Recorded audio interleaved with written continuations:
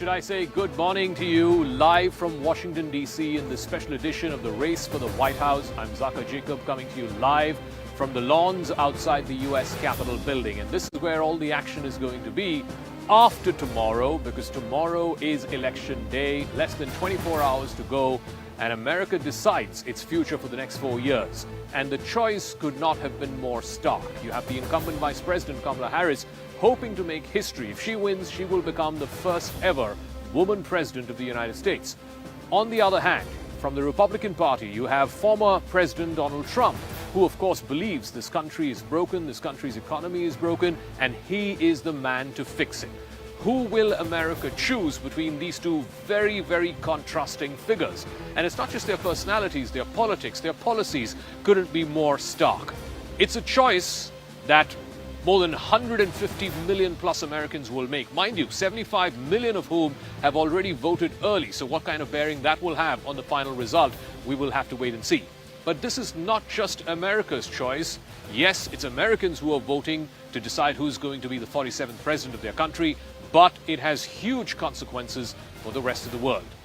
We will take you through a special one-hour edition through the course of the next 60 minutes. It's the Race for the White House with me, Zaka Jacob. But first, let's give you the closing arguments from both personalities, from both Vice President Harris and President Trump. What is their closing message to the voters as they're hoping that they're faithful, the base turns out in large numbers in a way that one of them wins a decisive mandate? So far, the polls have been absolutely close, neck and neck. Many are saying this could easily be the closest election in 25 years, the closest election since Bush versus Gore in the year 2000. But first, let's bring you up to speed with what the two principals have been telling their audiences, their voters, their bases as to why this election is so critical and why their respective bases need to turn up.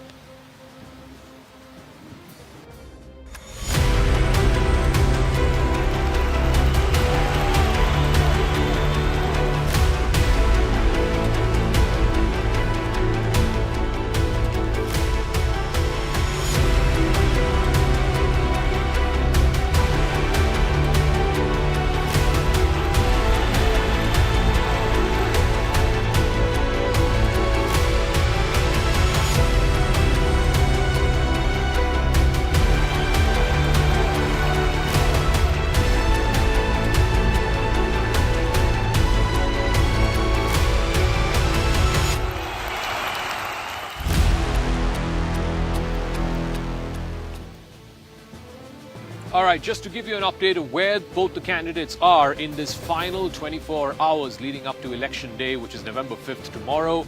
In fact, Vice President Harris has 5 rallies today, all 5 of them in the battleground state of Pennsylvania. And she realizes that Pennsylvania, the biggest of the battleground states with 19 electoral college votes, it's a must-win for both candidates. So all 5 of her closing rallies are in Pennsylvania. In fact, the final rally at past 11 o'clock Eastern tonight is going to have a host of Hollywood celebrities. She's going to be joined by Lady Gaga, Oprah Winfrey. Just in the last few days, you've seen her campaign with Beyonce, with Jennifer Lopez.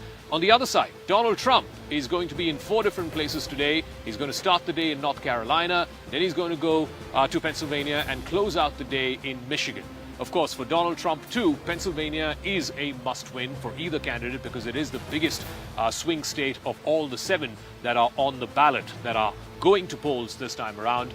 Let's try and open this up to our panelists who are joining us. This is, as I said, the most crucial election for an entire generation of Americans, and I suspect it's not just about the direction of this country in the next 4 years. It's possibly going to be the direction that this country is headed towards for the next decade or so.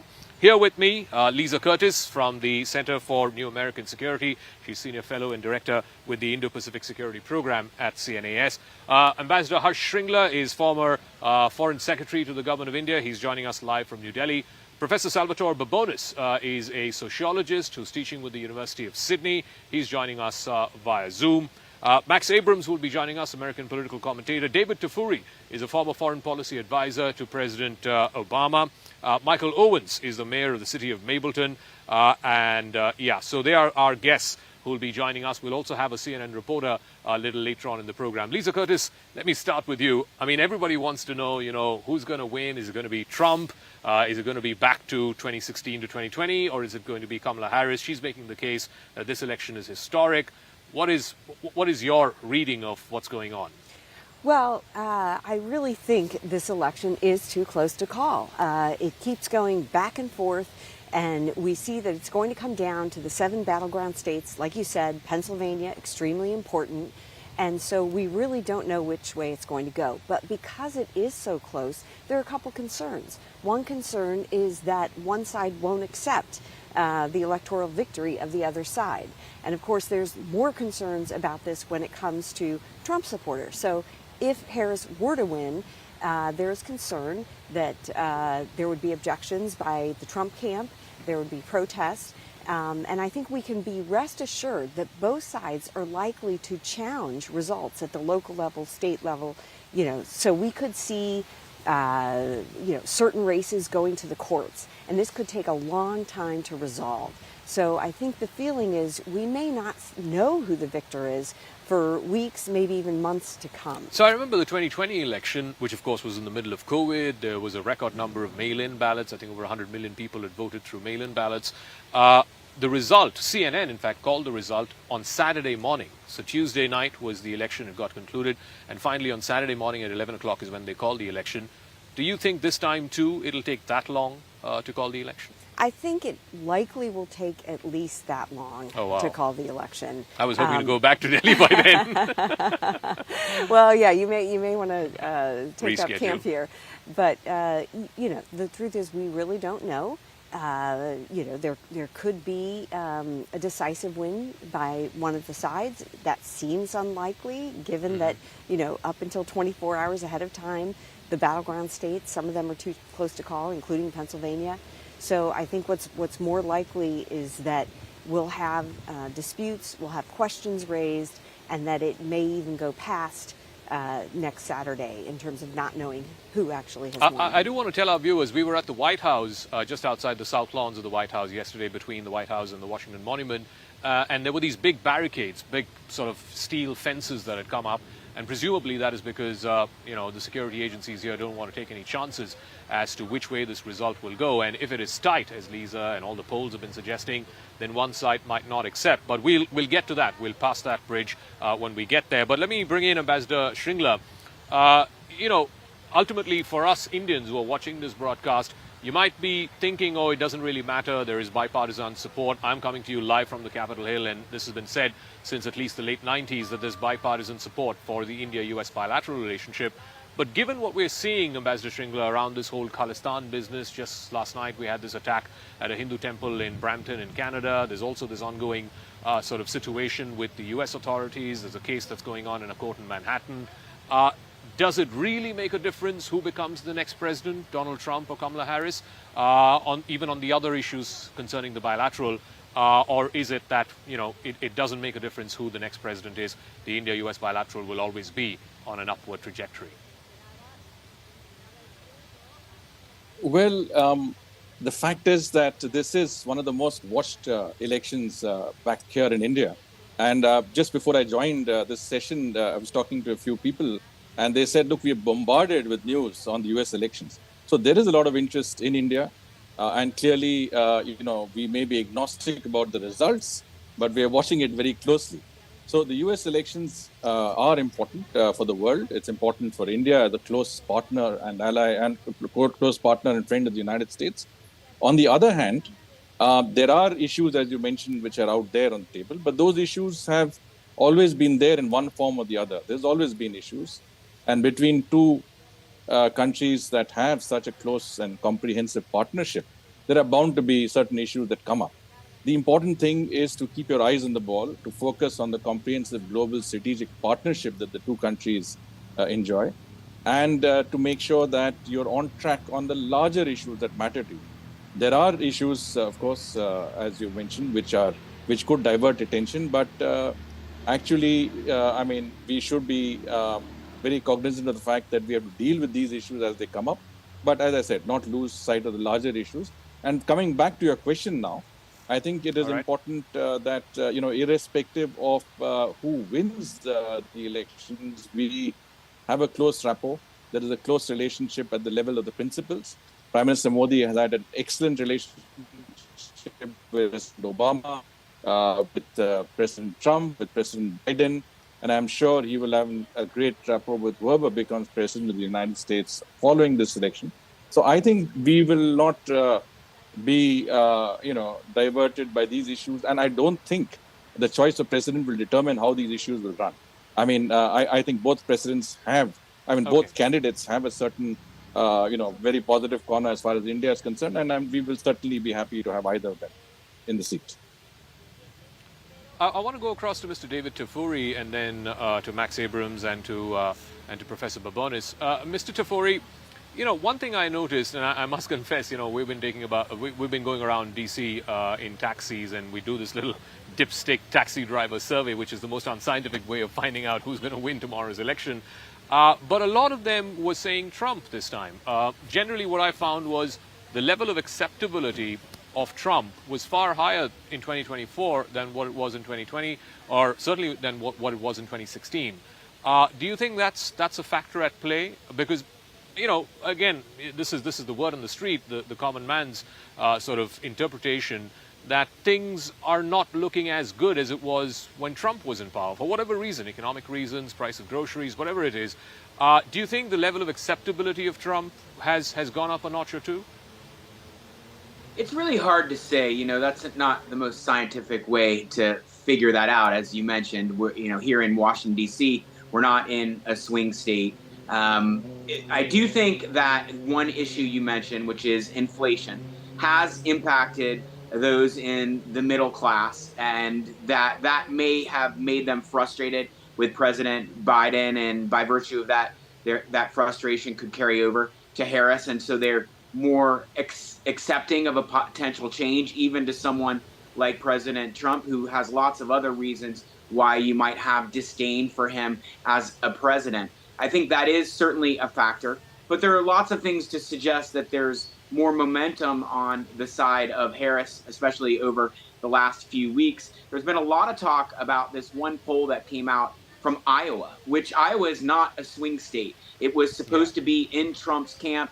It was supposed to be solidly in Trump's camp, but it shows suddenly that Harris is leading Trump in Iowa. And that may suggest that there's something that the national polls and the swing state polls are not picking up in terms of a feeling toward Harris. I would also say that one other thing that can impact the final result is the fact that Harris has more funding.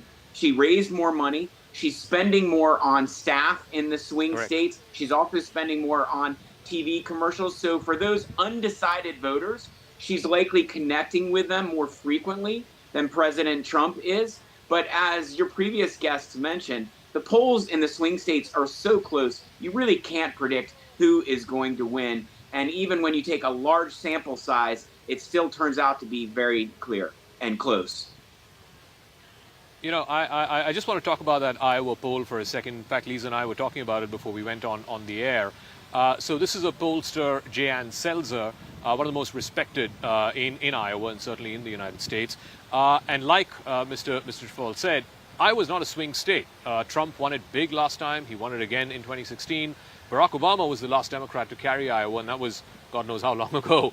The interesting thing, Lisa, about the Selzer survey in Iowa was, of course, the shock value was the fact that she found that 47% for Harris and 44% for Trump. There would be an upset win if Harris carries Iowa. But the interesting data point, which I picked up, was that women were voting in very, very large numbers for Harris, and particularly white, college-educated, older women were breaking for Harris almost 3:1.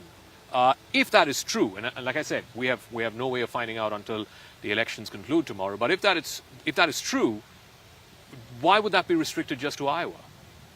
Well, I think it's not surprising that white college-educated women are voting for Harris. And I think we also see a preponderance of uneducated white males voting for Trump. So, what they're saying is this is kind of a gender-based election. And that's the breakdown that we've been seeing for a while now. So I don't think that this is entirely surprising. I think that, You think that's because of the abortion issue, or is it because, Harris, if she wins, will become the first woman president? The reason I'm curious about that is because if you go back to 2016, Hillary Clinton versus Trump, more white women voted for Trump than they voted for Hillary Clinton. Yeah, I think it's slightly different this time, and I think part of it is the abortion issue. It's also, a woman president, that also plays into it. But I think the abortion issue is a lot sharper now than it was in because 2020. Of the overturning of because of the overturning of Roe v. Wade and, what's been happening at the state level, some pushback on that overturning. You had some of the very extreme policies in Florida, trying to restrict abortion to 6 weeks.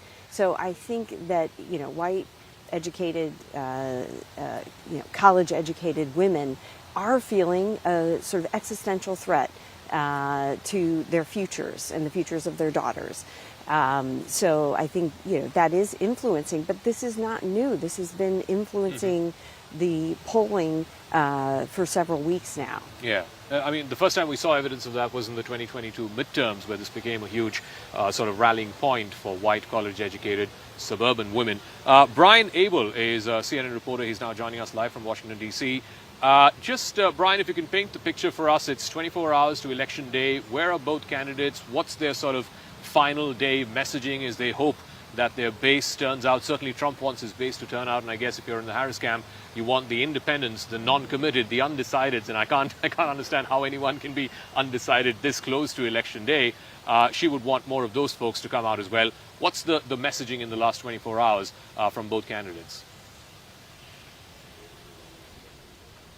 Yeah, it is to those rare at this point undecideds that may still be out there, but not just the undecided. Some folks that just have already decided to stay home. They're trying to energize, trying to give people a reason to get out, go to the polls, get out and vote. So that's really what much of this final stages of campaigning is about, and they're doing it in those crucial battleground states. We're talking about the Sun Belt states: Arizona, Nevada, Georgia, North Carolina, then also the blue wall states, Wisconsin, Michigan, Pennsylvania. That's where these campaigns are really taking a lot of their time and energy and bringing it to those states, including today. Harris campaign, 5 stops today in Pennsylvania alone, all of them in Pennsylvania. And then former President Trump, he's going to be hitting 3 different states today: North Carolina, Raleigh, Reading, Pennsylvania, Pittsburgh, Pennsylvania, and then Grand Rapids, Michigan is where he will be ending his campaign. Brian, I mean, because there's so much focus on the presidential race between Harris and Trump, we tend to forget that there are a lot of down-the-line ballot races as well. I'm coming to you live from the U.S. Capitol Hill. Do you reckon the sort of balance of power in Congress is also up at stake? I mean, right now, the Democrats control the Senate and the Republicans control the House. Do you see that changing depending on the result of the presidential election? We could very well see Democrats controlling the House and Republicans controlling the Senate, a complete flip. Right now, all 435 House seats, they are up for election on Tuesday, and right now the GOP only has a 4-seat majority. There are a lot of competitive races to look at on the House side of things, so that could very well flip. Now, also, Republicans in the Senate side, they're positioned well to regain the majority, but we can't count the Democratic side out just yet. That flipping is not assured, but yes, we could very well see a flip of those 2 chambers of who will control the purse strings here in D.C. And then also keep in mind there are 10 states that have reproductive rights measures on their ballot. So reproductive rights, abortion rights, that is also on the ballot this cycle in 10 different states.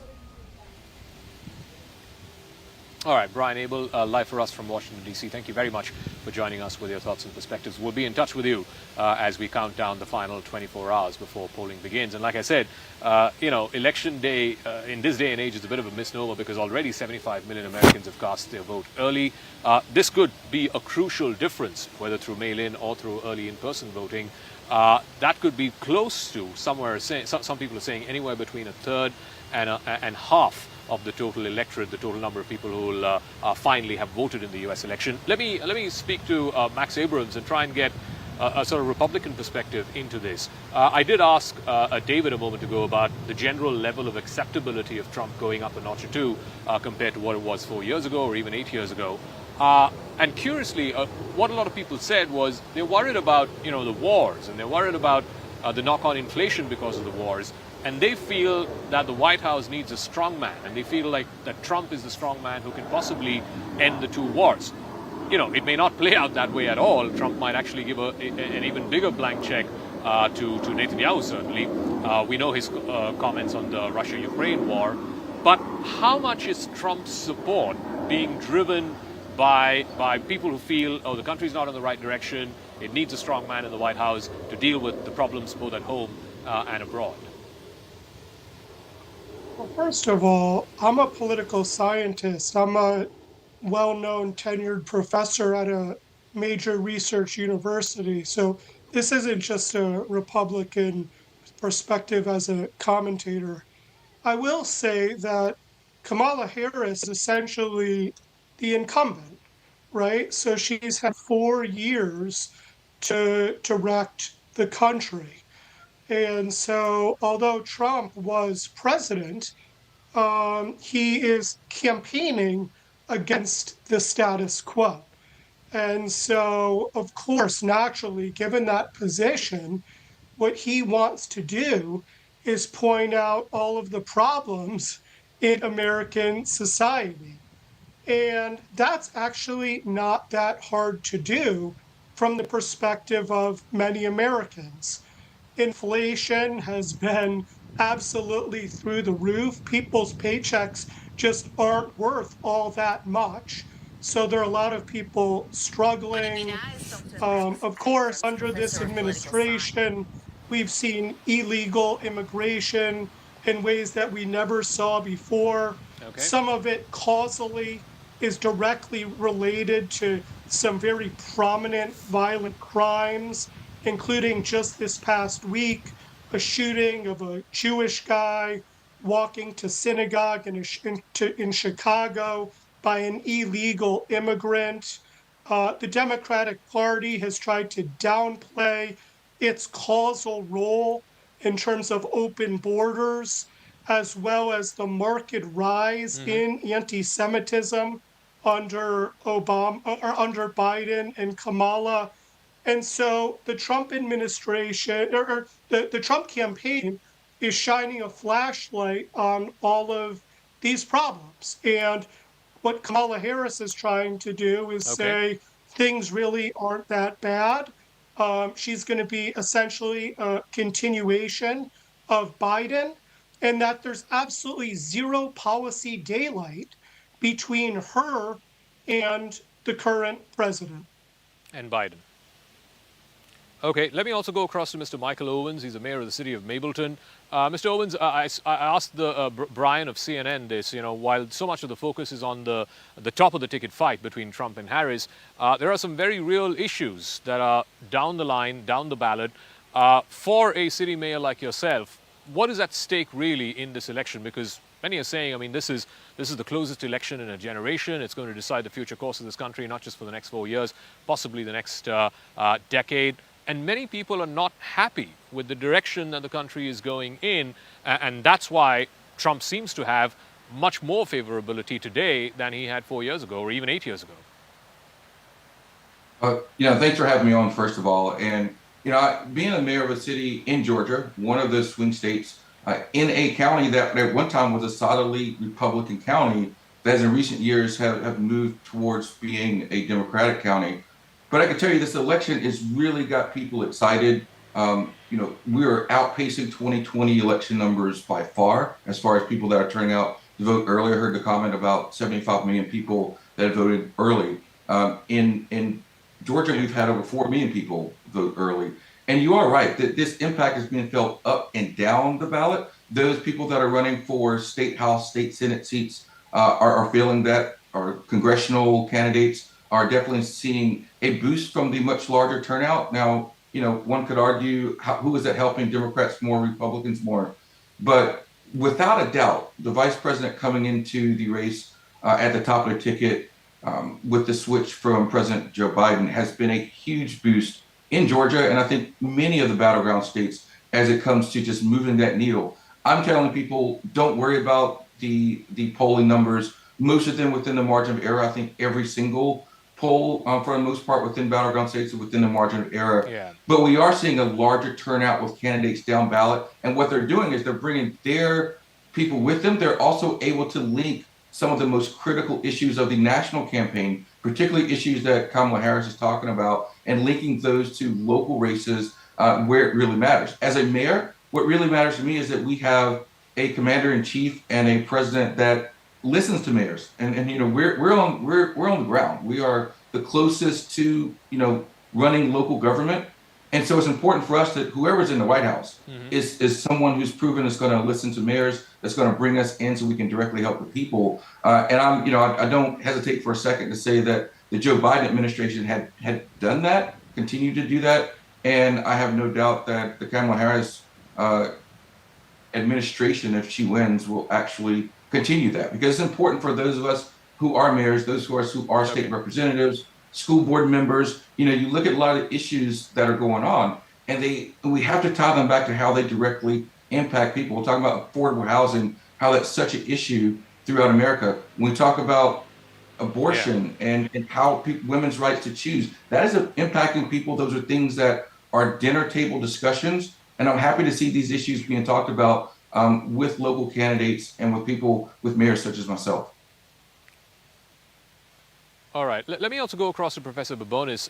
Like I said, this is such a closely contested fight between Trump and Harris. It essentially boils down to the half a dozen or so battleground states. Professor Babonis, what's your take? I know you're far away in Europe. You're vacationing right now, so thank you for joining us from the middle of your vacation. But what is really at stake in this election, according to you? And given those stakes, which way do you reckon this election is going? The national polling is very tight between Trump and Harris, but that has to be seen in the context that in the previous two elections, national polls have dramatically underrepresented the true Donald Trump level of support and level of voting in the general election. That said, even if the voting were 50-50 in terms of the popular vote, that would probably be reflected in a crushing victory for Donald Trump, because the way the vote is structured in the United States, Democrats run up huge popular vote majorities in California and New York, while on the other hand, the Republican vote is spread more evenly throughout the country, with the result that if it really is a 50-50 election, it will be a runaway Donald Trump victory in the Electoral College. Now, if we believe that the true popular vote is much more like 51-49 in favor of Trump or 52-48, then we really could see a landslide. And that's something that I don't think a lot of political pundits are preparing for, the possibility that this might not be a very close election after all. I'll just come back to you in a second on the battlegrounds, but Lisa's here, and I'll get a final word in with her before we let her go. So one of the points that Professor Babonis was making was, if you're a Democratic candidate, you want to be at least a couple, if not more, 3 or 4% above in the national popular vote, because there is an inherent sort of bias in the Electoral College system. His argument is that because the national popular vote is so close, it actually will lead to a decisive Trump victory in the Electoral College.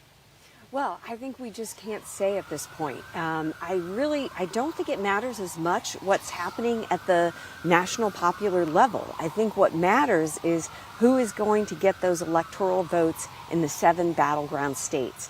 And each one of those is too close to call. They're very close, some closer than others. Pennsylvania seems to be dead even. So I don't think we know one way or another what's you don't going to think happen. that there's a knock-on effect from the popular vote to how it plays out in each of these battlegrounds? I'm not a pollster, so I can't give you an expert opinion on that. I just know that it's really coming down to the electoral votes. That's the way the United States system works. What happens at the popular vote does not matter as much. It really matters, can they get those electoral votes? And that's why you see both campaigns, campaigning hard up until the very end, because every last vote matters. And, even the 2.6 million Indian American voters in the United States matter very much because every single vote matters, and particularly in those battleground states that we've been talking so much about. What about the Indian American community? They've generally tended to vote Democrat, but ever since Trump came, not in the first election, but certainly in 2020, and I guess in 2024 as well, a lot more Indian Americans seem to be sort of moving in his direction, but it is still predominantly sort of weighed in on the Democrat side, you reckon?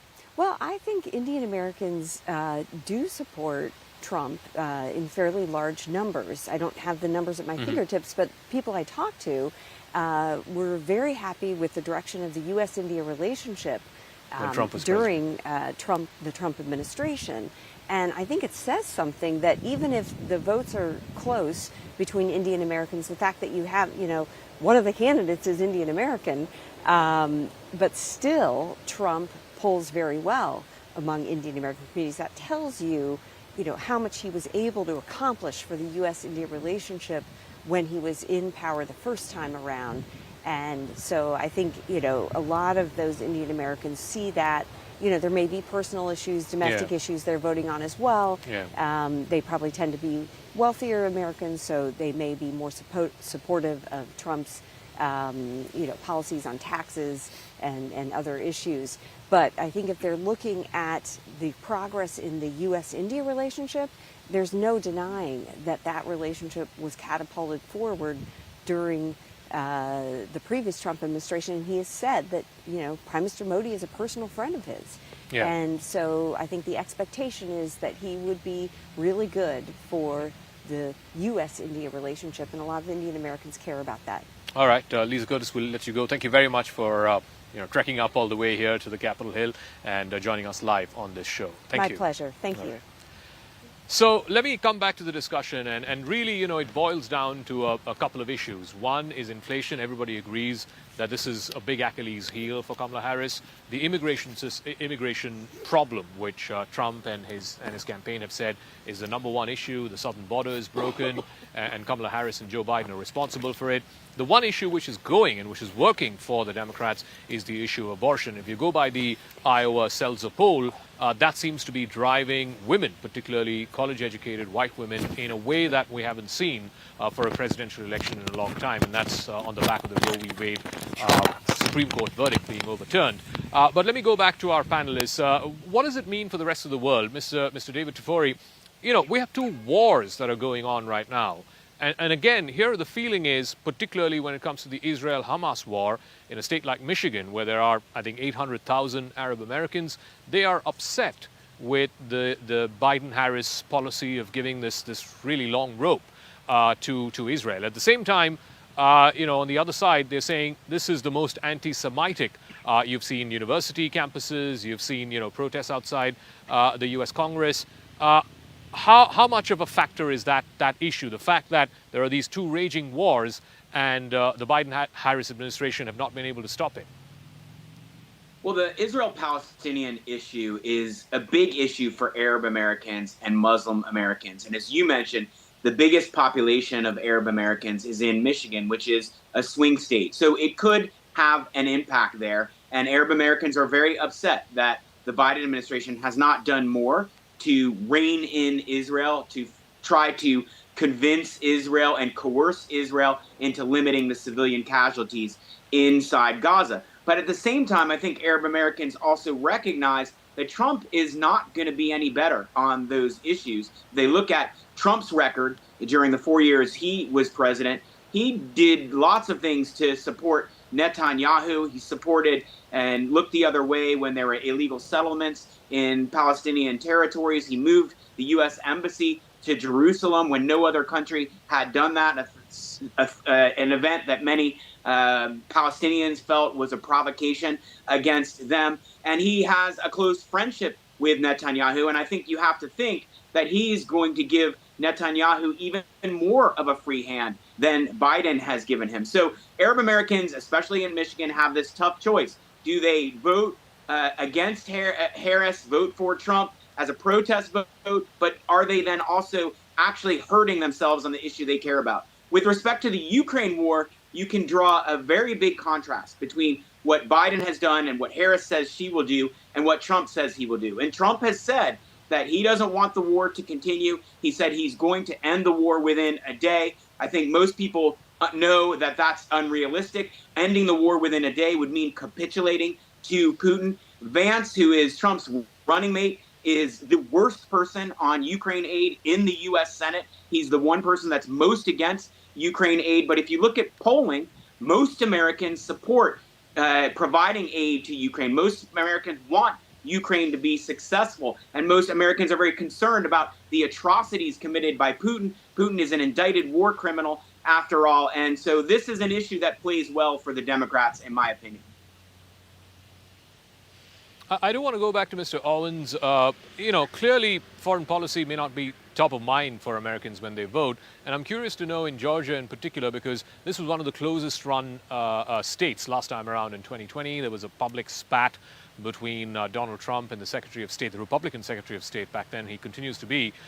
Do you reckon it'll be as close as 2020? I think Biden won by like 12,000 votes last time in Georgia. Or do you reckon either way, this is going to be a runaway for one or the other side? I don't think this is going to be a runaway for either side. I do think it's going to be close. Everything that we're looking at tells us just exactly how close this is going to be. There's been presidential candidates, there's been celebrities, there's been everyone that's been running in and out and around the state trying to capture every single vote possible. I've been, throughout Middle Georgia and South Georgia, as well as here in Metro Atlanta. And, the number of people going to the polls, as I said before, is far outpacing what we've seen in 2020. But that still means this race is going to be very close. Now, there are a couple of things that I think we should pay close attention to. One is the Latino vote here in Georgia, and some of the disparaging remarks that Trump and others have made going back years and some for the last week or so that has really seemed to energize a lot of people. But I do want to go back a second and talk about from a foreign policy perspective. We are here in Georgia. And there are a lot of veterans that are in the state of Georgia. There are military bases here. So there's Air Force bases, Army bases. So people do pay attention to foreign policy measures, especially when it means putting boots on the ground or global conflicts. And so, this is a lot about global stability and understanding the difference between Vice President Kamala Harris and President Trump. We've known how Trump has had this penchant for being unilateral in his decisions about pulling out of the Paris Peace Accords, about how he's been critical at times of NATO, and his American first policy, which, I think on a global stage has proven not to play well and will not play well going forward. I covered when Prime Minister Modi came here a few weeks ago and with the Quad Summit and how, President Biden had his conversations with him. And we talked about how we can build a more prosperous global community together. I think that's what Kamala Harris has talked about. The Ukraine war, while it's not at the fever pitch it was before with people on the ground, people do look at the Ukrainian war and what's going on and wondering with Trump being in office that he will capitulate to Putin completely. And the talk of ending the war is simply because he's going to allow Putin to do whatever he wants in that region. So, this is an electorate that is being more and more educated about what's going on. The disparity, I don't think, could be any wider between Vice President Harris and former President Donald Trump, whether you're looking at foreign issues or you're looking at domestic issues. Stability is a real item, and people's thoughts about how secure they are, whether that's security from foreign wars or whether that's security about housing and the price of groceries. So while this election is close, I think people are very decided about what side they're going to be on when it comes to this. I think the key issue with this is turnout. How many people from what side is actually going to turn out? I do want to ask Max Abrams, one of the things that Mr. Owens referred to about the Latino vote, and just in the last week at the rally at Madison Square Garden, you had one of the speakers, one of Trump's supporters, speaking before him, referring to Puerto Rico as an island of floating island of garbage. And of course, President Biden then responded to that, calling Trump supporters garbage. Mr. Trump sort of clung on to it very quickly, driving a garbage truck and so on. There's about 500,000 Puerto Rican Americans in Philadelphia alone. Do you think this might be a decisive sort of issue that could tip the scales one way or the other? Yes, it's a very tight election. There are a lot of Latinos, and what that comedian said is extremely insulting and disgraceful. One of Trump's biggest problems over the years is a general lack of discipline. So he says things, and this guy was on the speaker card, and I don't know why. Frankly, I had never heard of him before, but I guess he's quite well known among people maybe a little younger than I am. I do think, though, that there's a difference between a comedian saying something that's atrocious and having the current president essentially repeating the same thing, but to a different demographic. There isn't a parity there. There's a widespread perception among Republicans that Democrats look down on them, that Republicans are viewed as deplorable or garbage or fascist or pro-Hitler, or that they're uneducated. You know, they don't have as much formal education, so maybe they're stupider. And so to a large extent, many GOP voters are driven by that sense of resentment, that knowledge that the Democratic elites look at them with disdain, and that for all their talk about, you know, unity, they're extraordinarily divisive. All right, let me get Professor Babonis on the battleground states, because ultimately, whoever's going to win the White House has to win Wisconsin, Michigan, Pennsylvania, and some of the Sun Belt states as well, Georgia, Arizona, Nevada, North Carolina. Biden won 6 out of those 7. Today, less than 24 hours going into Election Day, neither Harris nor Trump have a decisive edge in any of those battleground states. It is all within the margin of error, which is plus or minus 3 percentage points. So let me ask Professor Babonis, how might the battlegrounds play? Because again, we're seeing an interesting phenomena where the northern states, so there seems to be a bit of a north-south divide. The northern states, Wisconsin, Michigan, Pennsylvania, seem to be breaking in favor of Harris. And the southern states, Georgia, North Carolina, Nevada, Arizona, seem to be breaking in favor of the Sun Belt, breaking in favor of Donald Trump. The real question is, are the swing states really swing states? The fact that they've polled very close in the past, in the 2020 and 2016 elections, doesn't mean that they're that close this time. Now, Kamala Harris seems to have given up on many of these swing states. She's focusing very heavily on Pennsylvania as the one key swing state with the largest electoral college vote. But even were she to win Pennsylvania, that probably wouldn't be enough to save her campaign.